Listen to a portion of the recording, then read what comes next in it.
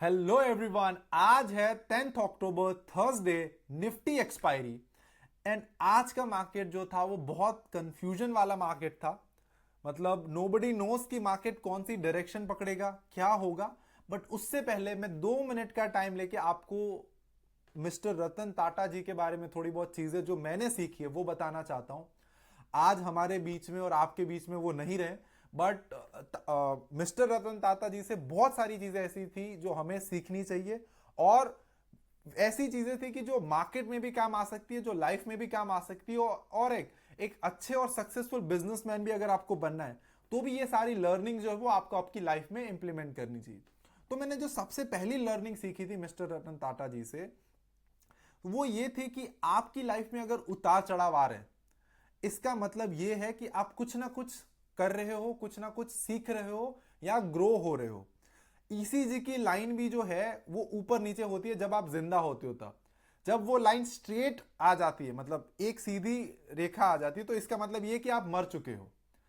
और एक चीज सर ने बताई थी कि जिंदगी में अगर आपको एक अच्छा लीडर बनना है तो आपको आपके आसपास इंटेलिजेंट लोग रखने चाहिए जो कि आपको अच्छी सलाह दे, एंड उसके बेसिस के ऊपर आप एक अच्छा डिसीजन लो। सर ने एक और चीज बताई थी कि अगर आपको जल्दी जाना है, लेट्स से कि आपको लाइफ में बहुत आगे बढ़ना है, तो आप अकेले जाओ। लेकिन जब आपको लाइफ में जो है बहुत दूर तक जाना है तो आप फिर सभी को साथ लेके जाओ। तो सर भी इसी कॉन्सेप्ट के ऊपर काम करते थे। एंड आप देखोगे कि सर ने इतना बड़ा एम्पायर बनाया है। और किसी आम आदमी अगर ये सोचता है तो ये सोचता है कि ये सारी चीजें करने में मुझे मेरे 10 साल 20 साल लग जाएंगे, और मतलब सॉरी 3 4 और जन्म भी लग जाएंगे, स्टिल मैं ये सारी चीजें जो है वो नहीं कर पाऊंगा। मुझे एक इंसिडेंस याद है मेरी लाइफ का। एक बार क्या हो रहा था कि रतन टाटा जी जो वो स्टेज के ऊपर जा रहे थे स्पीच देने के लिए। तब किसी पर्सन ने ये ट्राई करा कि सर धीरे धीरे जा रहे हैं तो मैं उस सर का हाथ पकड़ लेता हूं। तब रतन टाटा जी के जो मैनेजर है उसने बोला कि आप ऐसे हाथ नहीं पकड़ो सर का। सर को बिल्कुल पसंद नहीं कि कोई सर का हाथ पकड़े और फिर सर को बैठाए कहीं पे। सर की स्पीड बेशक थोड़ी सी धीमी हो सकती है, लेकिन सर के जो इरादे और हौसले हैं वो इतने बुलंद और इतने मजबूत है कि उसकी कोई सीमा नहीं है। तो ऐसे विचार रखते थे मिस्टर रतन टाटा जी। और आप देखो तो कितना साफ तरीके से बिजनेस करते थे। रतन टाटा जी ने एक और भी चीज बोली थी कि आपके आसपास जितनी भी मटेरियलिस्टिक चीजें, मतलब जितनी भी मटेरियलिस्टिक चीजें हैं, एक टाइम पे आपको ऐसा लगेगा कि इसकी कुछ वैल्यू ही नहीं है, और आपको लगेगा कि जो आपके बहुत करीबी लोग हैं उसकी लाइफ आपके लिए बहुत मायने रखती है। तो ये टाइप के थॉट प्रोसेस थे मिस्टर रतन टाटा जी के। एंड हमें बेशक सर से बहुत सारी चीजें सीखनी चाहिए, प्रेरणा लेनी चाहिए और उसके विचारों के ऊपर चलना चाहिए। अब हम आज की मार्केट के बारे में बात कर लेते हैं कि हुआ क्या था बेसिकली। अब देखो, आप अगर यूएस मार्केट की बात करो, ग्लोबल मार्केट्स में सबसे पहले आता है यूएस मार्केट। ठीक है, अब हुआ क्या, आप ये यहां पे ये देखो। देखो यूएस मार्केट में S&P 500 आप देख लो, कल के दिन बहुत अच्छा पॉजिटिव था, अच्छा ग्लोबल हैंडओवर मिला हमें। सेम आप नास्डैक देख लो, अच्छा मतलब ऑल टाइम हाई के ऊपर S&P 500 जो है वो कल क्लोज हुआ था ऑल टाइम हाई के ऊपर। आप समझ सकते हो उसके बाद क्या हुआ, ये समझो कि जो नास्डैक है उसने भी ऊपर क्लोजिंग दी। उसके बाद डाउ जोन्स ने भी अच्छी खासी ऊपर क्लोजिंग दी थी। मतलब अब ये सारी चीजें तो हो गई, तो एक एक्सपेक्टेड था कि अब निफ्टी जो है वो कल गैप अप ओपन हो सकता है। अब आप देखो एक दिन पहले निफ्टी ने क्या करा था, निफ्टी ने बेसिकली सेकेंड हाफ में नीचे क्लोजिंग दी थी, मतलब मार्केट गिरा था। सेम आप बैंक निफ्टी की भी बात करो तो हैमर टाइप की, इन्वर्टेड हैमर टाइप की कैंडल पैटर्न बनाई थी, एंड मार्केट जो है वो यहां से गिरा था। तो पीपल आर एक्सपेक्टिंग कि यहां से और ज्यादा जो वो गिरावट आ सकती है। सी मैं यहां पे आपको एक चीज बताना चाहूंगा, ये थोड़ी मैं लाइनें मुझे तो पसंद नहीं, बट आप सभी लोगों के लिए मैंने रखी है। यहां पे आप एक चीज समझो और एक चीज देखो। जब आपको एफ या कोई बड़े प्लेयर कुछ पिक्चर दिखा रहे हैं ना, इसका मतलब ये कि आपको वो ट्रैप कर रहे हैं।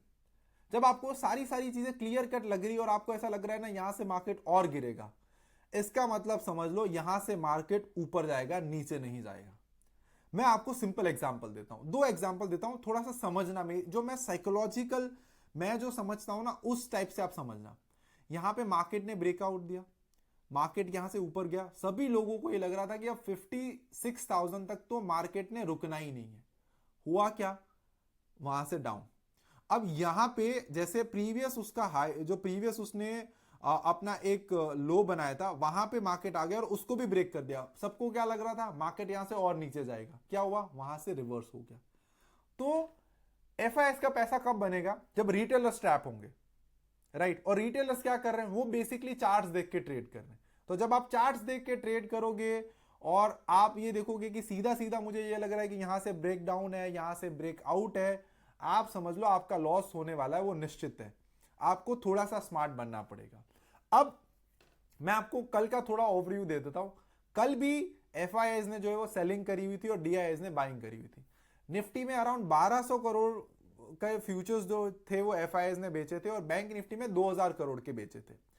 यहां पे आप एक और चीज समझो जो मैंने आपके लिए मैंने पूरा डेटा आपके लिए लिखा हुआ है। देखो निफ्टी में ना थोड़ी सी हमें पॉजिटिवनेस दिखी थी, बट अब नहीं दिखी। देखो कल का जो लो था वो लो ब्रेक कर दिया उसने। अब पिछले 4 दिन से देखो वो अब लोअर लोज नहीं बना रहे।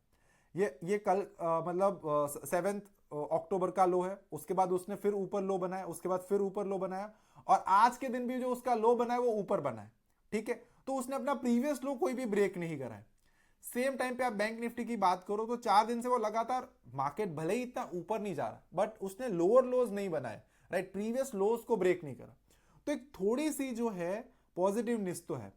एक और चीज भी आप देख लो कि कल रिटेलर्स ने, राइट, अगर आप कल डेटा देखो तो रिटेलर्स ने कल भर भर के बाइंग करी है स्मॉल एंड मिड कैप में। आप इंडेक्स देख सकते हो, इंडेक्स के चार्ट आप देखोगे तो आपको पता चलेगा 1 और 2% से ज्यादा स्मॉल एंड मिड कैप जो थे वो प्लस में थे। अब यहां पे देखो मुझे थोड़ा सा माहौल जो वो कंफ्यूजन लग रहा है, तो इसीलिए मैं मार्केट में अभी अपने खुद के अकाउंट से थोड़ा बाहर हूं। मैं भी अपने अकाउंट्स में ट्रेड जो है वो नहीं ले रहा हूं, मेरे अकाउंट्स में भी कोई ट्रेड नहीं हो रहे। जब मुझे लगेगा कि मार्केट जो है वो यहां से एक डायरेक्शनल पकड़ेगा, तब मैं अपने अकाउंट्स में जो है वो ट्रेड एग्जीक्यूट करूंगा। अब मैं आपको थोड़ा सा ना एफआईएस का माइंडसेट समझाता हूं।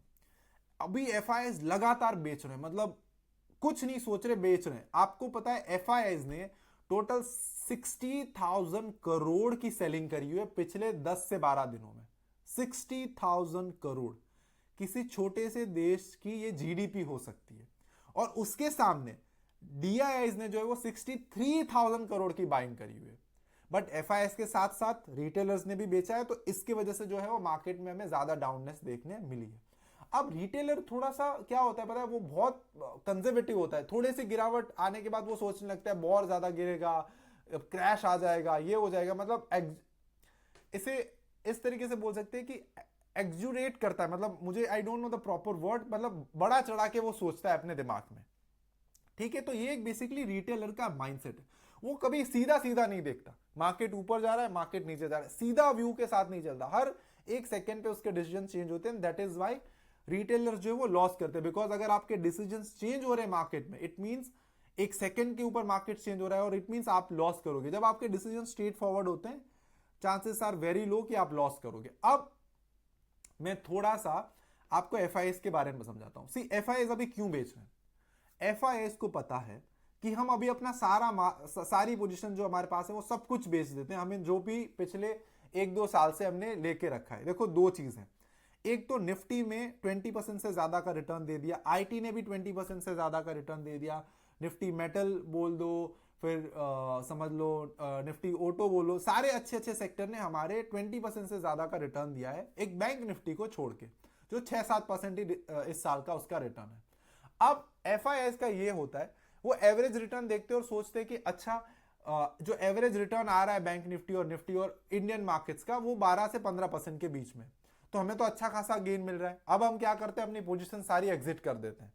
फिर वो क्या करेंगे कि फिर मतलब नवंबर और दिसंबर के आसपास जब नया ईयर स्टार्ट होगा उसके कैलेंडर्स के हिसाब से फिर वहां से फिर से पोजीशंस जो वो बनाना स्टार्ट करेंगे, बिकॉज दिवाली और धनतेरस के टाइम पे हमारे मार्केट जो ऊपर जाते हैं, तो वो अभी क्यों मार्केट में बाइंग लाए। फिर वो क्या करेंगे, उस टाइम पे जो है वो मार्केट में एक अच्छी खासी अपसाइड की रैली लाएंगे और तभी जो है वो बाइंग करेंगे। तो अभी वो अपना सारा माल एग्जिट कर देंगे एंड देन फिर हमें जो है वो उस टाइम पे बाइंग देखने मिलेगी।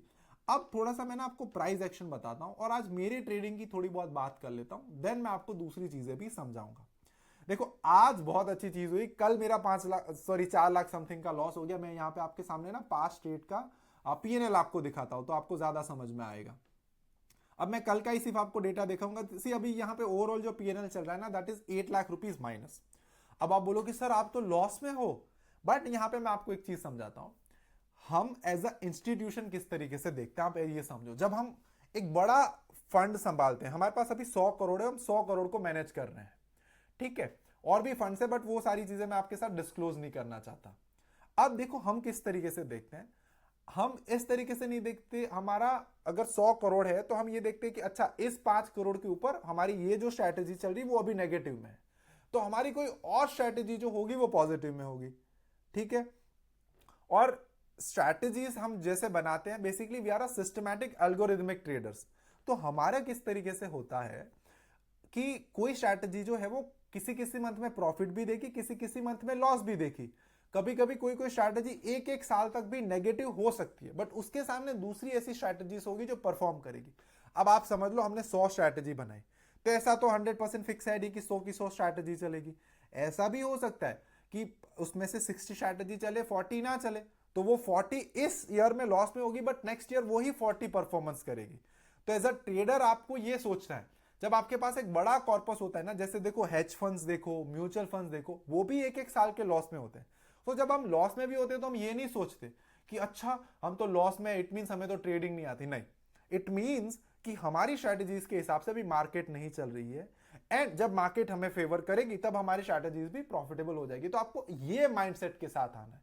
जब आपके पास कैपिटल बड़ा होता है ना, तो आप बहुत बड़ा सोच सकते हो। अब चलो मैं आपको डेटा बताता हूं, मैंने आपको मोटा मोटी माइंडसेट तो बता ही दिया, और आप मेरे वेरीफाइड पीएनएल ऑलरेडी देख सकते हो, ट्विटर पे आपको मिल जाएंगे, या फिर आप मुझे कमेंट करके जरूर बताना, मैं आपको कमेंट्स में भी शेयर कर दूंगा 2 मेरे वेरीफाइड पीएनएल। अब मैं कल का पीएनएल आपको दिखाता हूं, या फिर यहां पे ही बता देता हूं, शायद ये अक्टूबर है, तो देखो अक्टूबर में मेरा एक तो सबसे बड़ा 4 अक्टूबर को 10 लाख का लॉस हुआ था।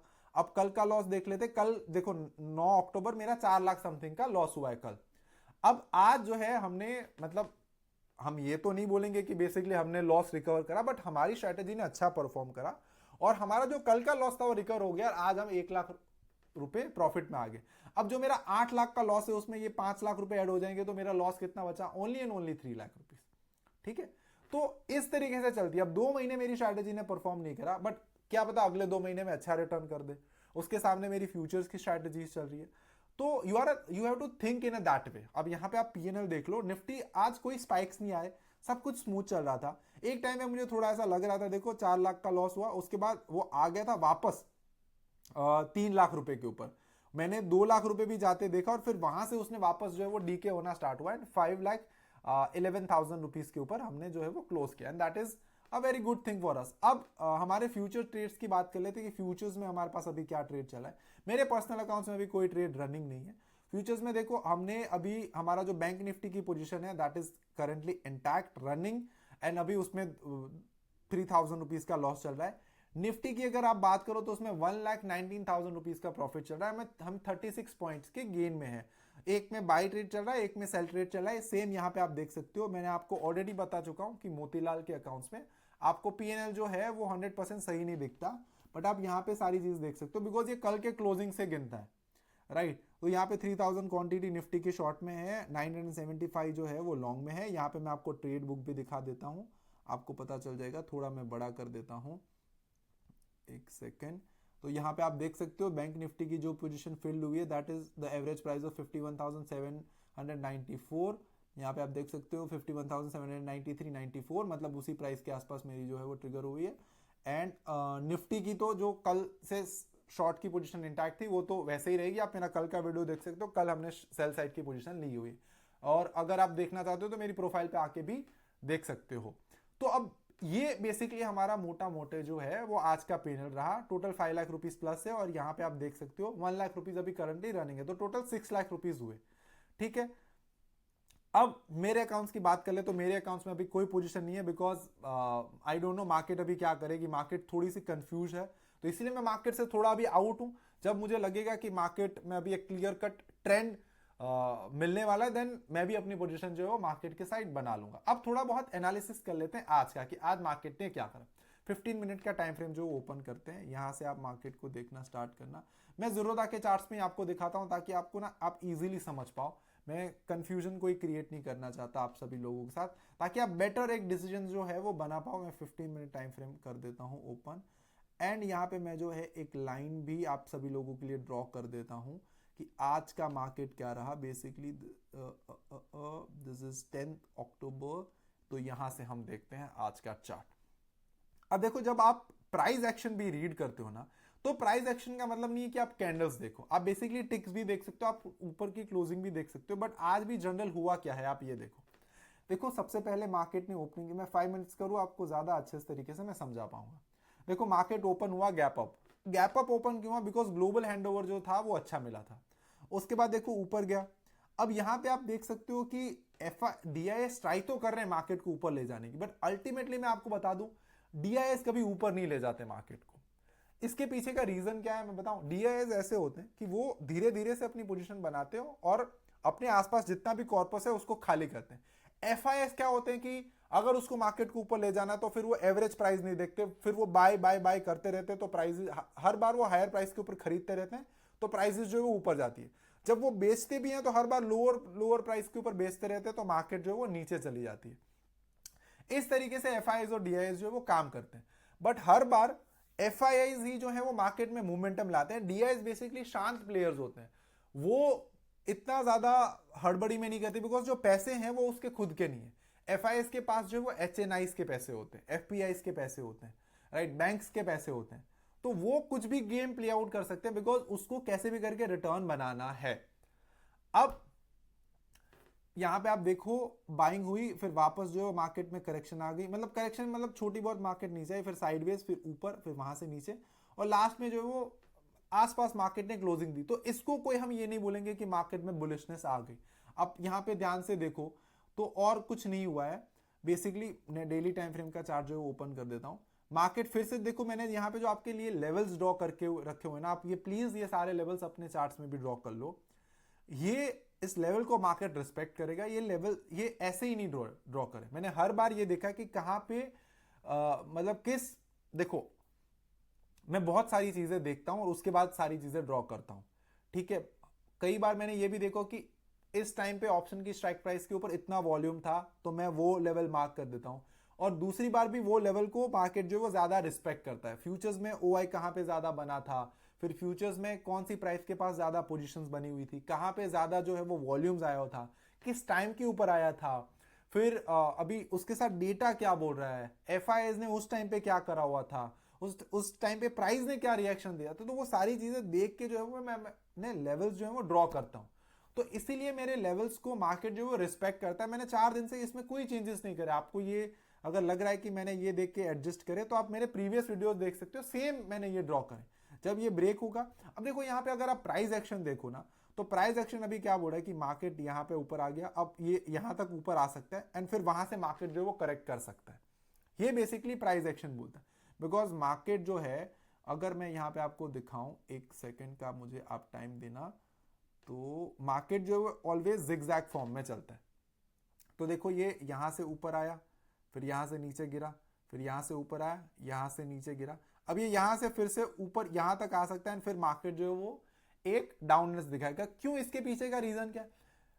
अगर कंटिन्यूसली बेचते रहे तो FIs का कोई फायदा नहीं, लेकिन सबसे पहले उसको बायर को ट्रैप करना पड़ेगा। बायर ट्रैप हो गए ऊपर की प्राइस के ऊपर, फिर सेलिंग करेंगे तो वो एक अच्छी सेलिंग हो सकती है। अब कल का दिन फ्राइडे है, फ्राइडे ड्राई डे हो सकता है, फ्राइडे में मार्केट में कुछ भी हो सकता है। बड़े डिसीजंस फ्राइडे को लिए जाते हैं, बिकॉज उसके बाद 2 दिन की छुट्टी आती है। अब यहां पे आप समझो, अब कल के दिन क्या होगा, तो हमें क्या करना है। सबसे पहले तो देखो ग्लोबल मार्केट से ये देखना है कि गिफ्ट निफ्टी कहां पे ओपन हो सकता है। अगर मार्केट गैप अप भी ओपन होता है, जब तक मैं आपको बताऊं कि 52,500 का जो लेवल है वो ब्रेक नहीं होता है, लिटरली अगर ये लेवल ब्रेक नहीं होता, तब तक मुझे नहीं लगता कि मार्केट में कोई तेजी के जो पॉसिबिलिटीज है वो हमें दिखेगी। तब तक सेल ऑन राइस की ही जो है मैं आपसे बातें करूंगा, बिकॉज आप 2 कैंडल ग्रीन बनती है उसके बेसिस के ऊपर ये डिसीजन नहीं ले सकते कि मार्केट में जो वो बॉटम बन गया है, टॉप बन गया। तो बाय हम कब बाय करने की कब सोचेंगे? 52,500 के ऊपर, ठीक है।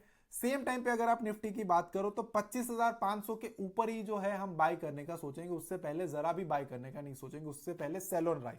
अब कल के दिन दो पॉसिबिलिटीज हो सकती है, गैप अप होके मार्केट डाउन जा सकता है, या फिर मार्केट जो है वो जहां पे ओपन होके साइडवेज रह सकता है एंड गैप डाउन होके फिर से एक रिवर्सल दे सकता है। बट हम बाय साइड की कोई पोजीशन बनाने की सोचेंगे नहीं, ना मैं खुद सोचूंगा। The reason is that because I am a systematic trader, तो I want to follow my systems, जो मेरी सिस्टम्स बोलती है उस टाइप से। बट मेरे जो व्यूज की बात करूं तो पर्टिकुलरली मेरे व्यूज इस तरीके से। अब इस टाइम पे क्या करना चाहिए वो मैं आपको इंटरेस्टिंग समझाता हूं। देखो, ऐसा जरूरी तो है नहीं कि आपको इंडेक्स ही ट्रेड करना चाहिए, आपके पास बहुत सारे और ऑप्शंस हैं। और कल मार्केट और डाउन जा सकता है, इसका एक रीजन ये भी है कि क्रूड ऑयल की प्राइसेस जो है वो 2% से ज्यादा बढ़ गई है। तो एक ये भी रीजन हो सकता है कि कल मार्केट थोड़ा बहुत डाउन या करेक्ट हो सकता है। अब आप देखो, आपको एक चीज क्या करनी है, अब निफ्टी 200 के स्टॉक्स में देखो, जो भी स्टॉक्स अभी रिस्पेक्ट कर रहे हैं कि मार्केट डाउन जा रहा है या मार्केट सस्टेन नहीं कर रहा, स्टिल ये ऊपर जा रहे हैं, तो इसका मतलब ये कि इसमें स्ट्रॉन्ग बाइंग हो रही है, ऐसे गिरते मार्केट्स में भी इस स्टॉक्स के ऊपर कोई नेगेटिव न्यूज है नहीं, राइट। अगर आप बैंक निफ्टी फ्यूचर्स की भी बात करो तो मतलब Kotak Mahindra and HDFC bank ने, ये सारे बैंक्स ने आज अच्छा खासा परफॉर्मेंस करा हुआ है। देखो 1.79% बढ़ा है, कोटक आज 4% बढ़ गया, ठीक है। तो अच्छे अच्छे स्टॉक्स जिसके अच्छे रिजल्ट्स आने वाले हैं उस पर आपको जो है वो उसकी प्राइसेस अप जाने ही जाने वाले हैं। तो ऐसा जरूरी तो है नहीं कि हम सिर्फ इंडेक्स में ट्रेड करें, you can trade on stocks also. मैंने आपको ऑलरेडी बताया, FMCG sector, pharma sector, metal sector, oil and gas and हाँ, ये 4-5 ऐसे सेक्टर्स है जिसके ऊपर आप अपनी नजर बना के रखो। इसके स्टॉक्स जो है वो अभी अच्छे परफॉर्म करेंगे। आईटी की बारी भी आएगी जब यूएसए में अच्छे संकेत आएंगे, सेम टाइम पे हमारे आईटी के रिजल्ट्स भी जो है वो अच्छे आना स्टार्ट हो जाएंगे तब। तो ये था आज का पूरा मार्केट, ये था आज का एनालिसिस। हमें टोटल 5 लाख रुपीस का प्रॉफिट ऑप्शन में हुआ, 1 लाख रुपीस का जो है वो फ्यूचर्स में हुआ है, और अभी स्टिल जो करंट ट्रेड्स है वो इंटैक्ट है। एंड थोड़ा सा मार्केट जो मुझे कंफ्यूजन लग रहा है। आई होप मेरे वीडियोस आपको पसंद आ रहे होंगे, आप कुछ सीख रहे होंगे, कुछ समझ रहे होंगे, कुछ ना कुछ नया सीख रहे होंगे। आप सभी लोगों के मैं कमेंट्स पढ़ता हूं, मुझे बहुत अच्छा लगता है। And now say goodbye to you all, guys. Thank you so much for learning. Thank you so much for watching. Till then, keep learning, keep growing, and keep making lot of money from the market. Thank you so much. Bye bye.